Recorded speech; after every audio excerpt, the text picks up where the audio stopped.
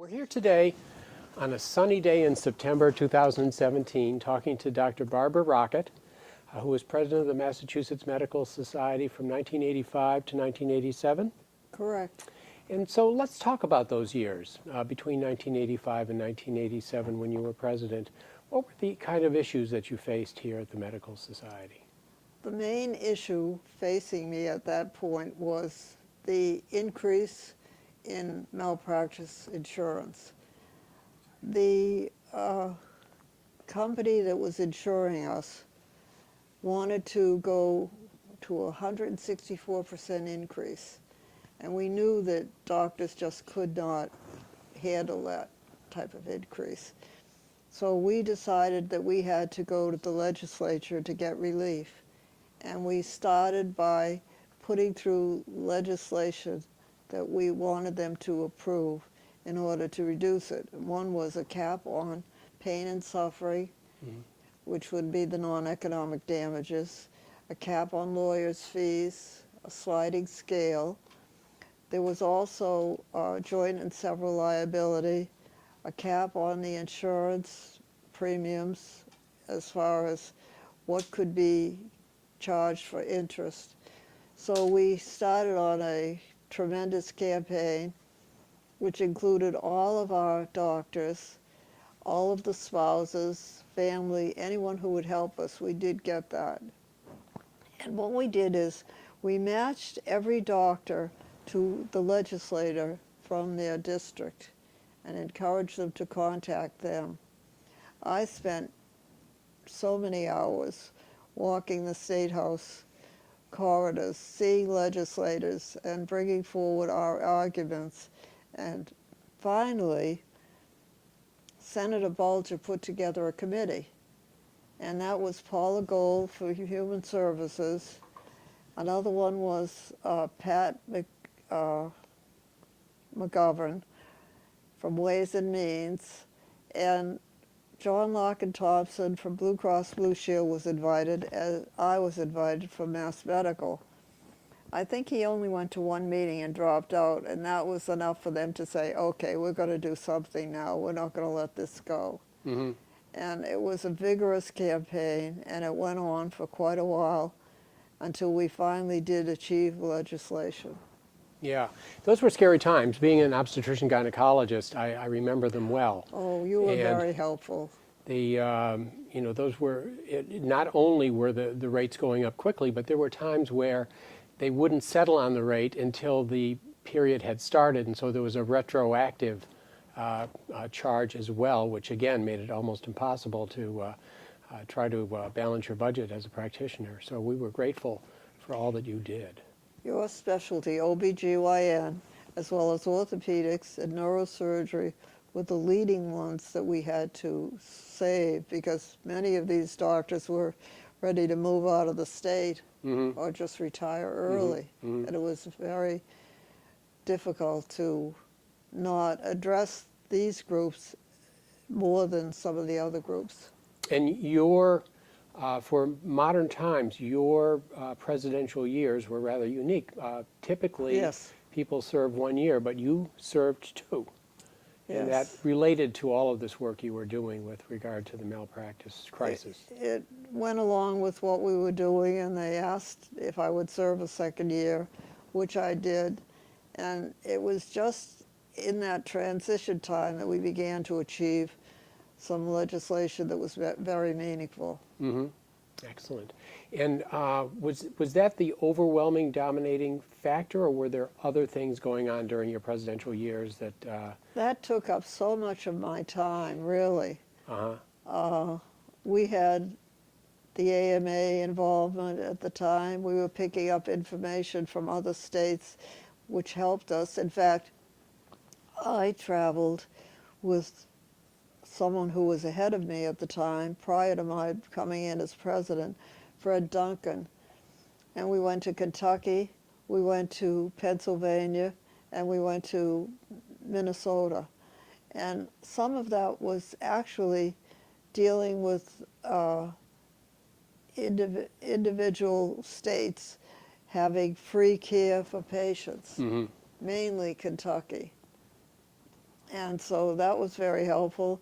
It also was a review of their insurance companies, which was mainly Pennsylvania. And Minnesota had other aspects. We also went to Texas at one point. So we had a chance to look at Texas's journal and see how successful that was. So we had a number of things that were coming into play at the time. To look at precedents set in other states. And so you achieved the legislation over a span of a couple of years. Yes. And this stabilized our Yes. malpractice insurance, which was a major achievement. In those days, were there many things going on with regard to managed care?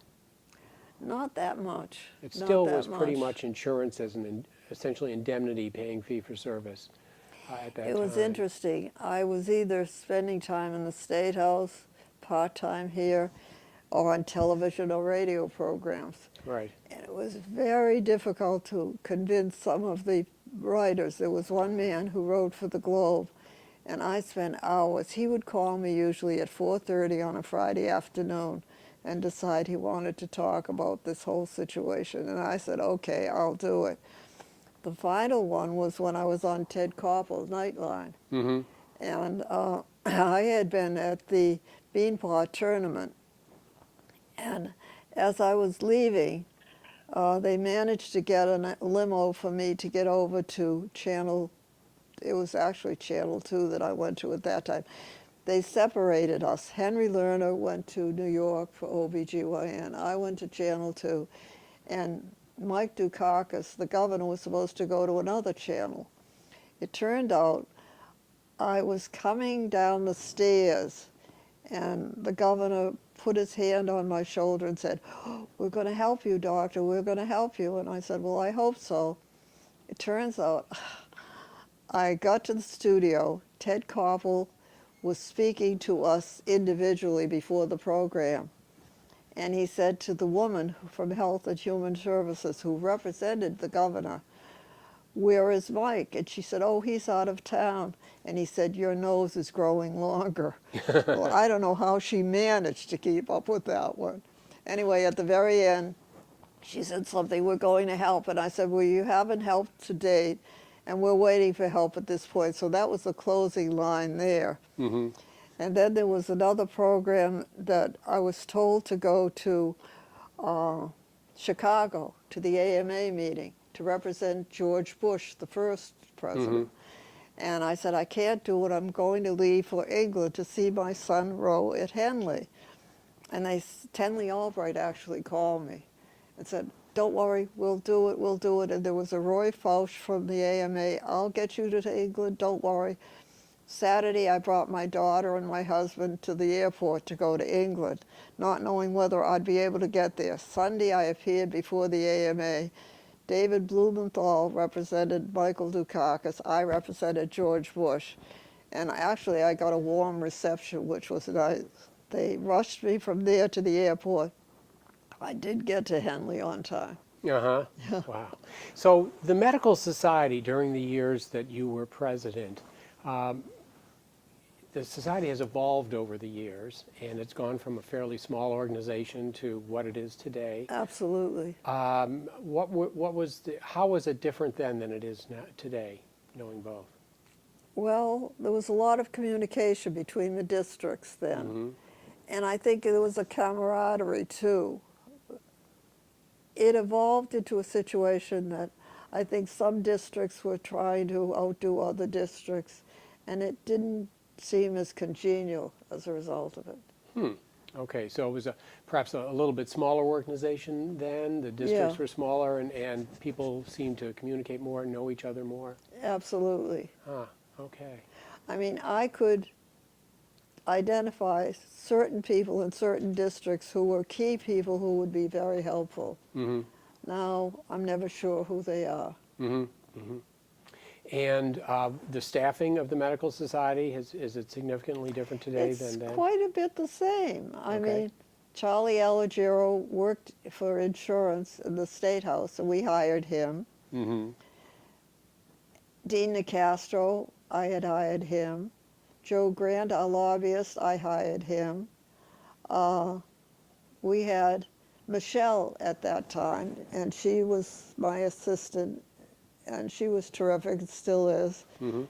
Corinne was in communications, and of course she became the EVP, which was a wonderful step forward. And Bill McDermott, I hired him. Mm-hmm. So during that time, there were a lot of people that came in to the Medical Society when I was president. Wow. Yeah, so it sounds like it was evolving at that point, perhaps. And he and Doing some I growing. had our days. He would be in one direction some days, I would be in another. We'd come together and would finally say, okay, that's it. Mm-hmm. And he always said, if a woman should be a doctor, she should have been born with a stethoscope around her neck. That was a famous word. Okay. And when did you first join the Massachusetts Medical Society? Oh, that was interesting. One of the delegates came up to me and said, would you be interested in becoming a delegate? And I would think it was probably in the early 80s. And I said, well, okay. So I faithfully went to the meetings, and in my usual traditional fashion, I spoke about certain things that interested me, and others I just, listened. And it turns out that at one point before the election in 1985, I heard from Nick Fiamara, Clint Seeley, and another 2 or 3 people saying, could we nominate you for president? And I said, oh, I don't know about that, because, I had a young family. And at that point, I had 4 boys, and I had an infant, a little girl. So anyway, I said, well, okay. Well, 4 of us were nominated. Mm-hmm. And one was Dr. Donaldson, another was John Howe, I was the other one, and the other one was Dr. Abramowitz. I won on the first ballot. I was really surprised. They were very good to me. Poor Dr. Donaldson died 2 weeks later, and Dr. Howe left the state, so it would have been either Dr. Abramowitz or me at that point, I guess, and that's how it happened. So you were nominated fairly soon after joining the society. Yeah. Wow. Excellent.